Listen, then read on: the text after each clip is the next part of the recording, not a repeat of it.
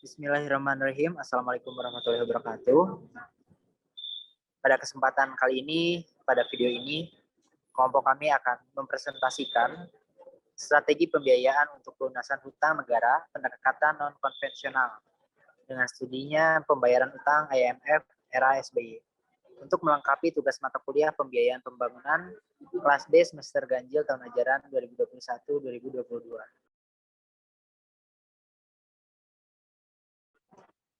Adapun anggota dari kelompok kami yang pertama Adinda Rizka, lalu yang kedua saya sendiri, yang ketiga Safira Nadia, yang keempat Muhammad Fahriza, dan yang kelima Yeni Diantarsela. Terus selanjutnya akan dijelaskan oleh rekan kelompok kami. Ya, yang pertama yaitu mengenai pengertian dan landasan dari peraturan perundangan. Pengertian dari pembiayaan non konvensional itu adalah pembiayaan infrastruktur yang bersumber dari anggaran non pemerintah. Dari sumber anggaran untuk non konvensional ini dari badan usaha atau swasta, masyarakat, LSM maupun sumber-sumber filantropi. Ya, nah, instrumen pembiayaan infrastruktur non konvensional ini terdiri dari 3 jenis instrumen keuangannya menurut Hirawan tahun 1965, yaitu pendapatan, hutang, dan kekayaan. Di sini terdapat tabel mengenai instrumen pembiayaan infrastruktur non-pemerintahan. Nah, ini ada contohnya, yaitu yang pertama ada pendapatan, hutang, kebiayaan, dan lainnya. Lalu ada hutang luar negeri atau pinjaman luar negeri. Nah, hutang luar negeri atau dikenal dengan pinjaman luar negeri itu adalah setiap penerimaan negara, baik dalam bentuk devisa dan atau devisa yang dirupiahkan, rupiah maupun dalam bentuk barang dan atau jasa yang diperoleh dari pemberi pinjaman luar negeri yang harus dibayar kembali dengan persyaratan tertentu. Nah, pinjaman itu dapat berupa program atau pinjaman proyek yang terdiri atas yang pertama yaitu ada pinjaman lunak, yaitu berasal dari suatu negara atau lembaga multilateral yang ditujukan untuk pembangunan ekonomi. Lalu ada fasilitas kredit ekspor, yaitu pinjaman komersial yang diberikan oleh lembaga keuangan atau lembaga non-keuangan di negara pengekspor yang dijamin oleh lembaga peminjam kredit ekspor. Lalu ada pinjaman komersial, yaitu pinjaman luar negeri pemerintah yang diperoleh dengan persyaratan yang berlaku di pasar dan tanpa adanya peminjaman dari lembaga peminjam kredit ekspor. Lalu ada pinjaman campuran, yaitu kombinasi antara dua unsur atau lebih yang terdiri dari hibah, pinjaman lunak, fasilitas kredit ekspor, dan pinjaman komersial. Next. Nah, ini ada landasan mengenai peraturan perundangan. Yang pertama itu ada PP nomor 10 tahun 2011 mengenai tata cara pengadaan pinjaman luar negeri dan penerimaan hibah.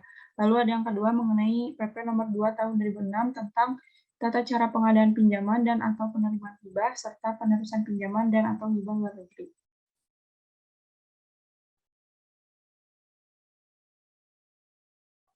Lalu yang kedua ada konsep dasar IMF.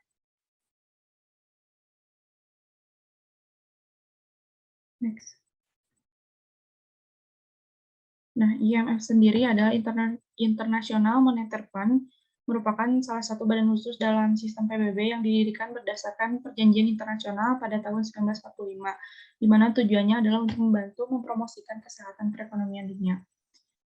IMF sendiri yaitu lembaga sentral dari sistem moneter internasional, yaitu sistem pembiayaannya dan nilai tukar internasional di antara mata-mata uang nasional yang memungkinkan dilaksanakan kegiatan bisnis di antara negara-negara di dunia.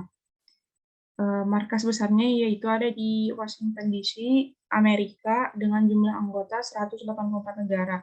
Tujuannya yaitu mencegah krisis dengan mendorong negara-negara supaya melaksanakan kebijakan ekonomi yang baik, lalu ada dimanfaatkan oleh anggota yang memerlukan pembiayaan sementara untuk menyelesaikan masalah neraca pembiayaan, dan yang terakhir yaitu menyeimbangkan perdagangan dunia, stabilitas nilai tukar, pencegahan devaluasi mata uang kompetitif, dan mengkoreksi secara tertib persoalan neraca pembiayaan suatu negara. Nah, ini ada tata cara IMF itu menolong anggotanya. Yang pertama yaitu meninjau dan memonitor perkembangan keuangan dan ekonomi global dan juga nasional. Lalu setelah itu memberikan pinjaman mata uang, kepada mereka untuk mendukung penyesuaian kebijakan reformasi yang ditetapkan. Lalu yang terakhir yaitu menawarkan bantuan teknis dan pelatihan bagi pejabat bank, pemerintah, dan sentral di bidang keahliannya. Baik, masuk ke prinsip, konsep, dan model dalam pembiayaan. Adapun yang menjadi prinsip-prinsip dalam pembiayaan, dalam strategi pembiayaan pelunasan utang negara tentunya akan ada beberapa prinsip yang dapat dilakukan ataupun diterapkan. Adapun prinsip yang cukup efektif dan biasa-biasa negara lain gunakan, yang pertama itu obligasi negara. Menurut Undang-Undang Nomor 24 Tahun 2002 tentang Surat Utang Negara, Pasal 1, surat berharga yang berupa surat pengakuan utang dalam mata uang rupiah maupun valuta asing yang dijamin pembayarannya, bunga dan pokoknya oleh NRI sesuai dengan masa berlakunya. Dasar hukum lainnya, yang pertama ada Peraturan Menteri Keuangan nomor 66, lalu yang kedua ada Peraturan Menke nomor 209, lalu ada juga peraturan dari Bank Indonesia. Lalu yang kedua, prinsipnya itu bisa menggunakan suku negara. Suku negara ini apa? Yaitu surat berharga syariah negara.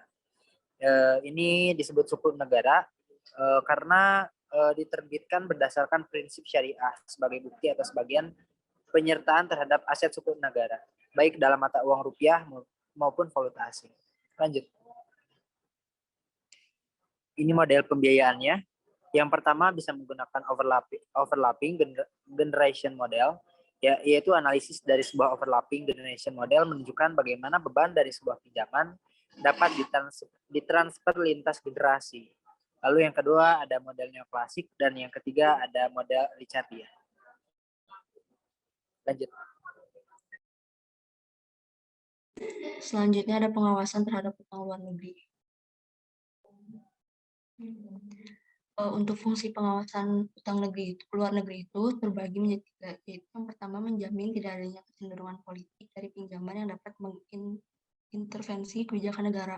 Kemudian memastikan utang digunakan sesuai tujuan dan tepat sasaran sehingga tidak terjadi penyimpangan dalam penggunaan utang luar negeri.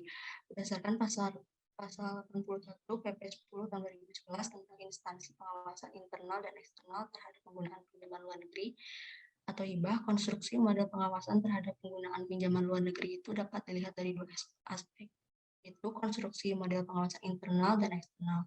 Untuk internal itu mencakup tahapan utang kemudian pelaksanaan, sedangkan untuk pengawasan eksternal mencakup mekanisme dan pengawasan World Bank dan mekanisme pengawasan IMF.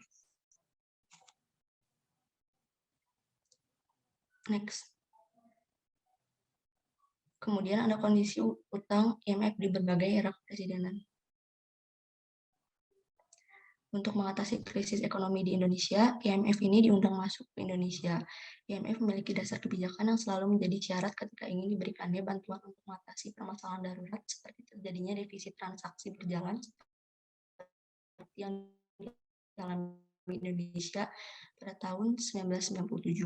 Yang pertama ada masa pemerintahannya B.J. Habibie yang mengesahkan Undang-Undang Nomor 5 Tahun 99 tentang larangan praktik monopoli dan persaingan yang tidak sehat dan Undang-Undang Nomor 8 Tahun 99 tentang pelindungan konsumen dan dianggap berhasil karena tidak menganut sistem pasar bebas. Kemudian untuk Gus Dur ini merupakan salah satu-satunya pemerintahan yang berhasil mengurangi indeks kesenjangan ekonomi, tidak melakukan impor beras selama kurun waktu 2 tahun dengan tetap menjaga kestabilan harga. Dan yang terakhir, zamannya Megawati, selama 3 tahun pemerintahan periodenya ini terjadi privatisasi BUMN sehingga sebesar 3,5 triliun pada tahun 2001. Next. Kemudian pada era SBY sendiri pada tahun 91 sampai 2001 ini pemerintah Indonesia telah 14 kali memprivatisasi BUMN. Presiden SBY sendiri ini dikenal dengan Bapak Privatisasi karena kebijakan yang dilakukan bersama IMF. Kabinet Indonesia Bersatu SBY-JK telah membayar utang kepada IMF sebesar 126,315 triliun. Kemudian setelah membayar utang ke IMF ini terjadi privatisasi lagi yang dilakukan pada tahun 2006. Next.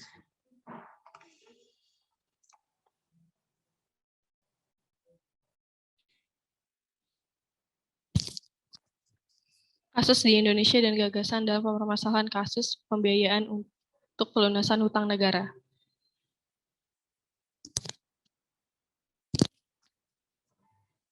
Perkembangan dan dampaknya. Indonesia merupakan salah satu dunia ketiga sebelum terjadinya krisis moneter di kawasan Asia Tenggara.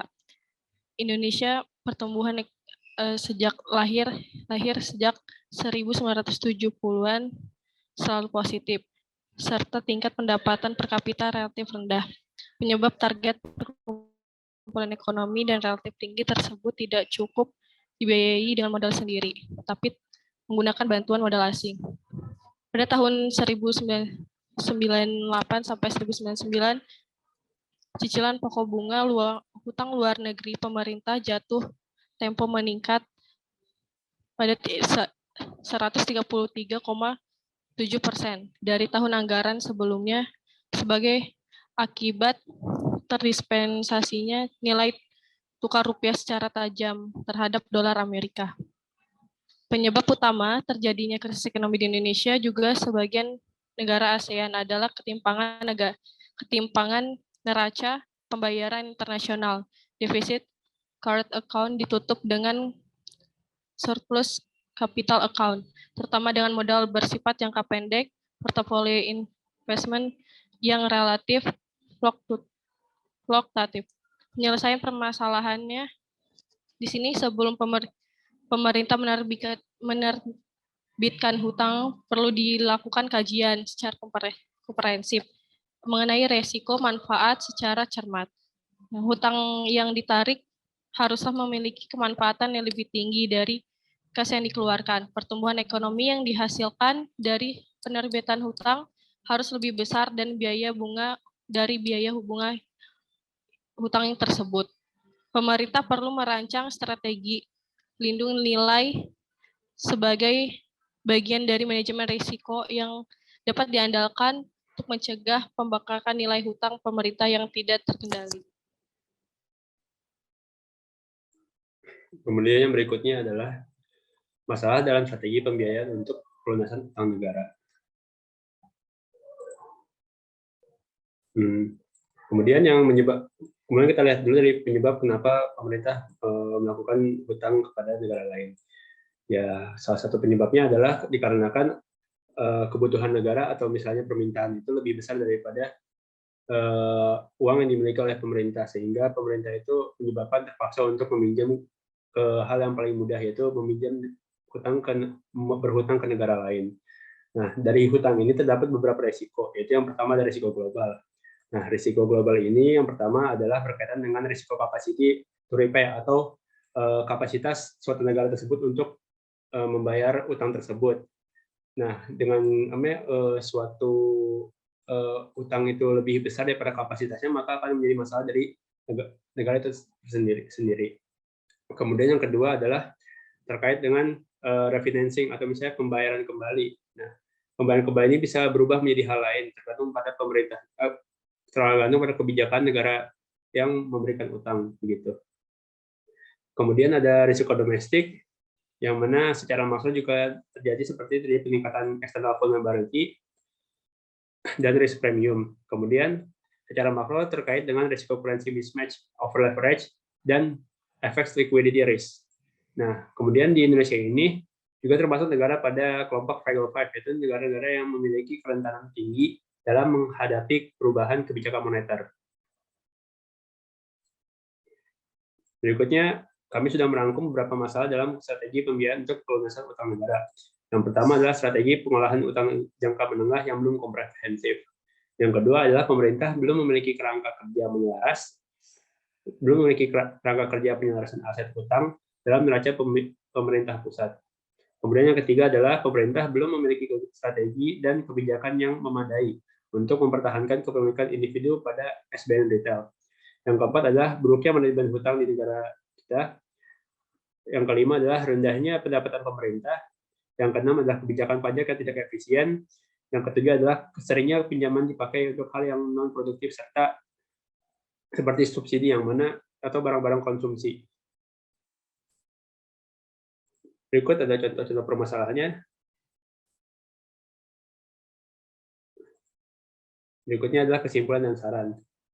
Nah, kesimpulan yang kami ambil adalah adanya kebijakan dalam mengambil keputusan untuk pemanfaatan lembaga di luar negeri dalam memenuhi kebutuhan atas dasar pinjaman dana dalam hal urgensi seperti lindungan hukum dan dinilai bijak dalam mengambil keputusan. Yang kedua adalah adapun kasus-kasus tertentu dalam penyelesaiannya harus disesuaikan dengan sistem dan kebijakan yang dimiliki oleh negara dan pihak luar, yaitu lembaga di luar pemerintahan harus disetujui oleh kedua belah pihak. Kemudian yang kedua adalah saran. Nah, saran ini adalah pemerintah perlu mengalokasikan dana dari investasi untuk sesuatu yang lebih produktif, bukan hanya untuk subsidi dan konsumsi. Yang kedua adalah perlu adanya perbaikan manajemen utang negara yang lebih baik lagi. Yang terakhir adalah perlunya mengurangi pengeluaran dengan menyeleksi variabel-variabel yang kurang penting, supaya utang kita tidak membengkak. Sekian dari kelompok kami, kurang lebihnya mohon maaf. Wassalamualaikum warahmatullahi wabarakatuh.